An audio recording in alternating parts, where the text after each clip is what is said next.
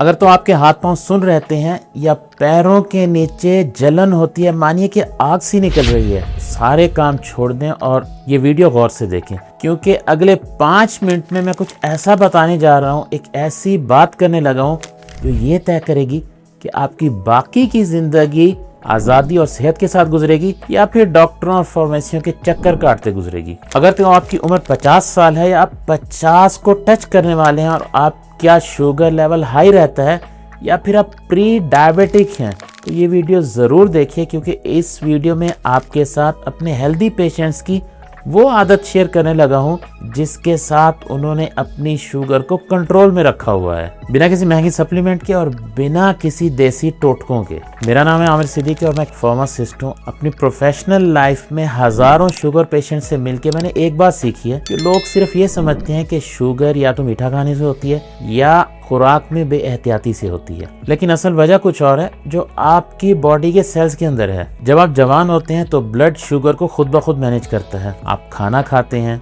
आपका लबलबा यानी pancreas insulin नामी हार्मोन बनाता है। ये इंसुलिन एक चाबी की तरह काम करती है जो जाके सेल्स का दरवाजा खोलती है ताकि शुगर अंदर जाके एनर्जी पैदा कर सके। लेकिन जब आपकी उम्र बढ़ जाती है, आप 50 या 50 से ऊपर चले जाते हैं, तो यही ताले जंग आलूद हो जाते हैं। अब आपका बॉडी इंसुलिन तो बना रहा है, लेकिन ताला जंग आलूद होने की वजह से इंसुलिन से खुल ही नहीं रहा, जिसकी वजह से शुगर सेल्स के अंदर जाके एनर्जी बना नहीं पाती। इस कंडीशन को इंसुलिन रेजिस्टेंस कहते हैं। अब इस सूरत में शुगर सेल्स तक नहीं पहुंचती और खून के अंदर ही अनकंट्रोलेबली घूमती रहती है और उसके लेवल डेंजरसली हाई हो जाते हैं।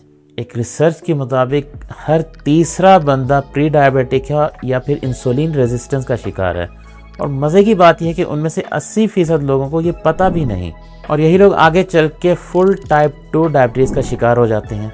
60 साल के बाद ये मसला ज़्यादा सीरियस हो जाता है। इसकी 3 वजूहात हैं। सबसे पहली वजह यह है कि 60 के बाद आपकी बॉडी में मसल ही कम हो जाते हैं। इस कंडीशन को सार्कोपीनिया कहते हैं।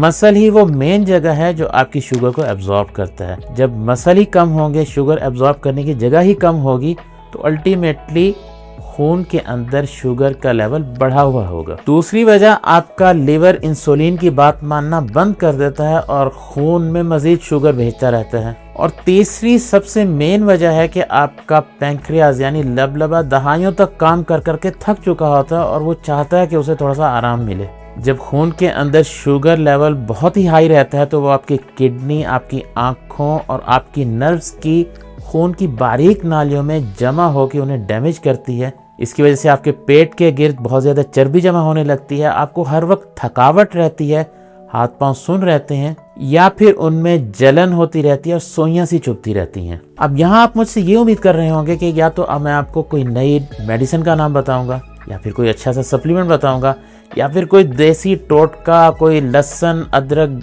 प्याज का कॉम्बिनेशन बताऊंगा जिससे ये मसला ठीक हो जाएगा।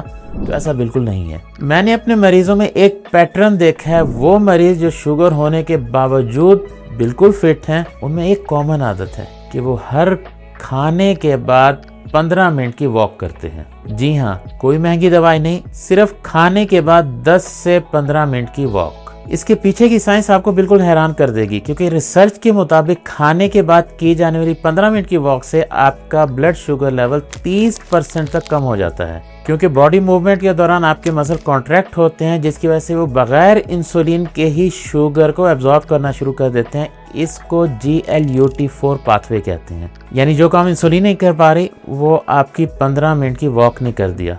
और यहाँ पे एक बोनस टिप देता चलूँ, अगर तो आप खाना खाने से 2 मिनट पहले कोई हल्की फुल्की मूवमेंट कर लें, जैसे कुछ स्क्वाट्स कर लें या दीवार के साथ लग के पुशअप कर लें, तो आपके मसल एक्टिवेट हो जाएंगे और वो खाना खाने से पहले ही ब्लड शुगर एब्जॉर्ब करना शुरू कर देंगे। अब ये एडवाइस मैं जिस मरीज को भी देता हूँ तो अक्सर मुझसे ये पूछते हैं कि आमिर भाई, हमें जोड़ों का मसला है, जोड़ों में दर्द है, तो हम वॉक किस तरह तेज तेज कर सकेंगे। तो एक बात याद रखिए कि मकसद तेज वॉक करना नहीं है, बस अपने आप को मूव करना है। खाना खाने के बाद अपने कमरे में, अपने घर के हॉल में या फिर लॉन में 15 मिनट की आहिस्ता से वॉक कर दें। मकसद सिर्फ और सिर्फ बॉडी को मूव करना है। सिर्फ 4 हफ्ते ये रूटीन फॉलो कर लें, आप खुद ही फील करेंगे कि आपका एनर्जी लेवल बेहतर हो गया है और खाने के बाद एक जो भारीपन रहता था वो खत्म हो गया। अगर तो आज की वीडियो में आपको कुछ नया सीखने को मिला तो वीडियो को लाइक कर दें, और अगर चैनल को अभी तक सब्सक्राइब नहीं किया तो सब्सक्राइब कर दें, क्योंकि हर जुमे और मंगल शाम 6 बजे मैं ऐसे ही कुछ हेल्थ टिप्स के साथ आपकी खिदमत में हाजिर होता हूँ। तो मिलते हैं अगली वीडियो में।